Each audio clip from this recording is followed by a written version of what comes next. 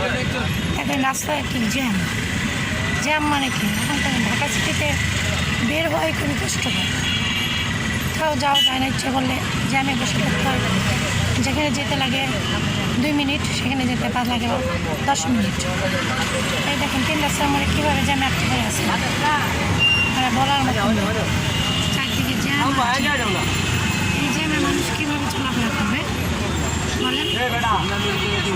আমি টাইমলি কোথাও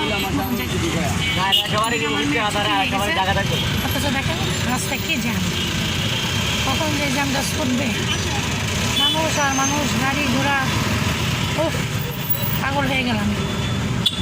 এখন সব স্কুল ছুটে এসে আর এদিকে সব কী অবস্থা, আর বাইক কালাদের চালায়, রাস্তায় চলাই যায় না।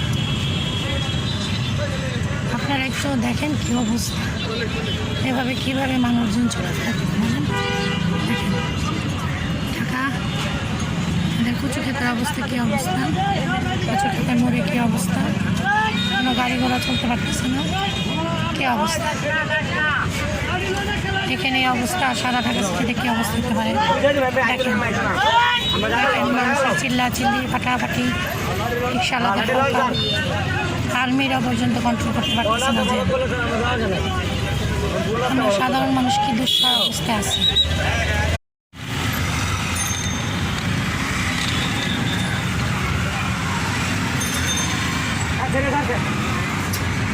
শহীদ স্কুলের অবস্থা দেখুন, সব ছুটি হয়ে গেছে। এই যে আমার মেয়ে দাঁড়ায় আছে, আমার মেয়ে দাঁড়িয়ে আছে, বসে উঠবে। হ্যাঁ এখন আমি চলে যাবো মেয়েকে নিয়ে, দাঁড়িয়ে আছে। দেখেন কি অবস্থা,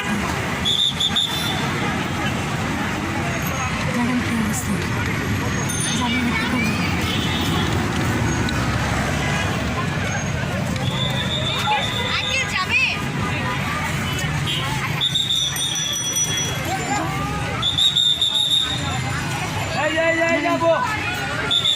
এখন ছুটি হয়ে গেছে, আসার নাম নেই, বন্ধু বান্ধবের সাথে আড্ডা আর আড্ডা।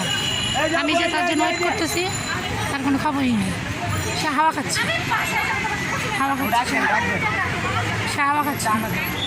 কই গেল?